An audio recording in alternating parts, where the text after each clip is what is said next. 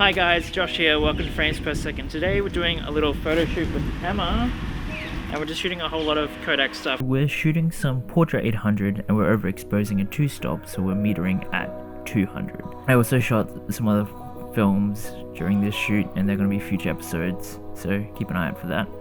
So, let's get to it.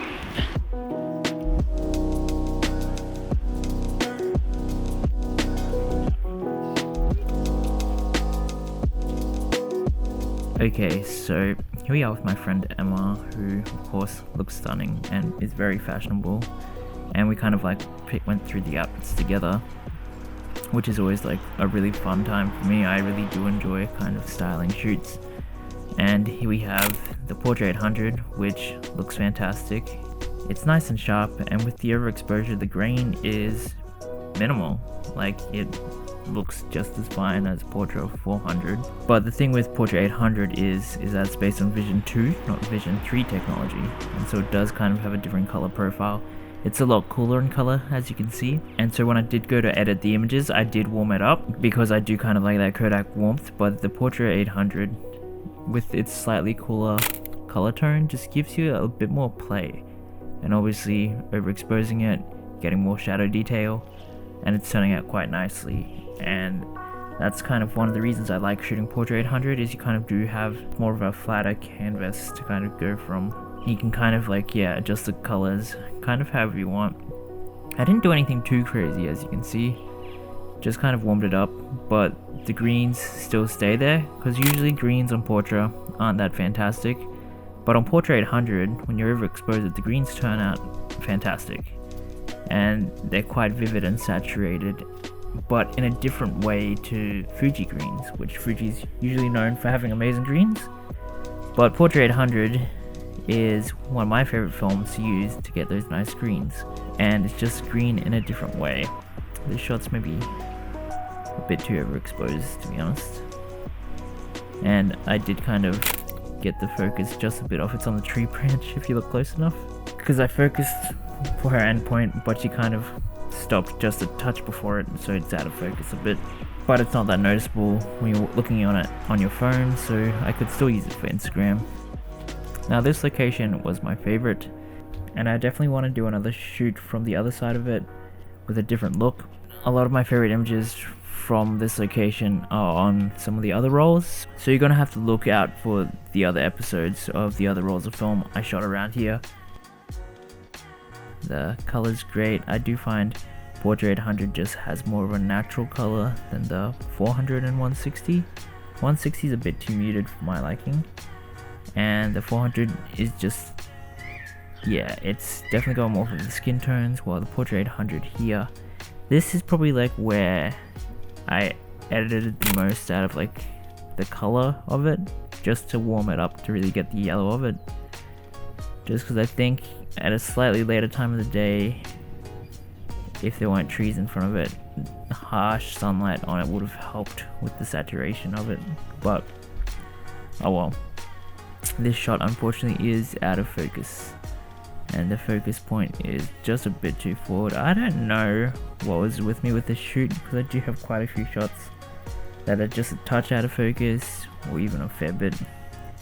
And towards the end of the day, you'll see that there is a bit of motion blur from having a low shutter, and so yeah, unfortunate that this shot's out of focus, because I love the composition and the pose, but you still get that nice yellow. It definitely does look a lot cooler than Portra 400, which does give you that flexibility if you don't want that Kodak warmth, but you still kind of just want that Kodak look. It still kind of has it.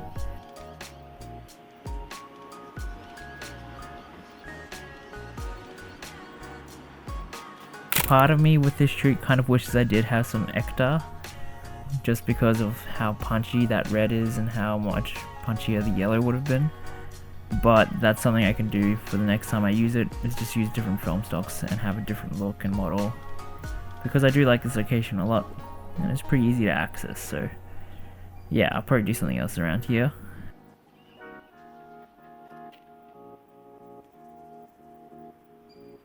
This shot's quite nice, lighting's good shadow detail.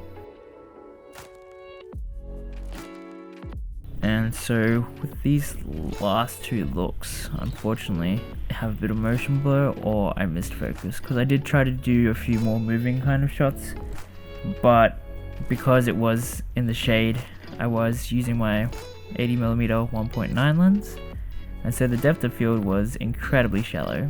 And also I did kind of time when I took the photo just a touch too quickly, just because I was anticipating too much,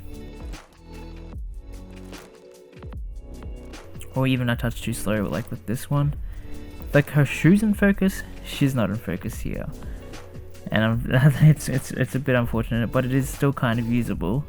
But yeah, the depth of field with the 1.9 is just crazy, and it makes it tricky when trying to get in focus. This shot's fine.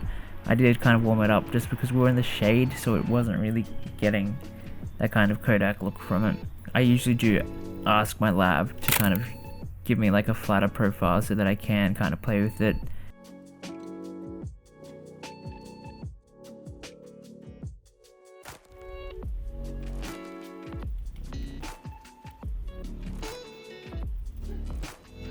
And this shot is out of focus, and as you'll see here, the focus is on her sleeve, so that's the 1.9 lens at play, and my eyes deceiving me, because it was quite dark. Even though this digital footage looks bright, it was much darker.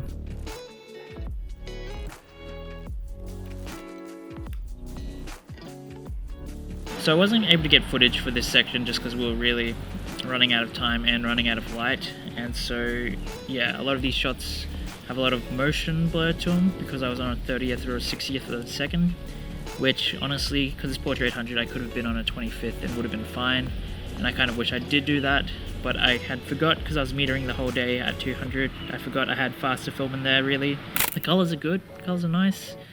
Unfortunately, yeah, the shutter just was way too low for that mirror slap, and the really shallow 1.9 depth of field is just a bit too much for some of the photos as well, because it's just a bit out of focus. And so yeah, that's user error, that's my fault. And we missed the really nice light in the house. We just got there after it, but we still had the shots, so we kind of just took them.